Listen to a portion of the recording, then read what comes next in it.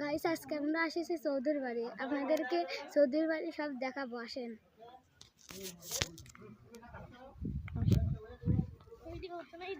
আজকে আমরা আছি দুইজনে, দেখেন খেলার ব্যাট আছে দেখেন।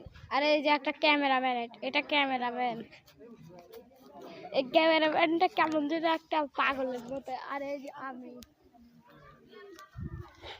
ফুল টুল আপনাদের দেখাচ্ছি।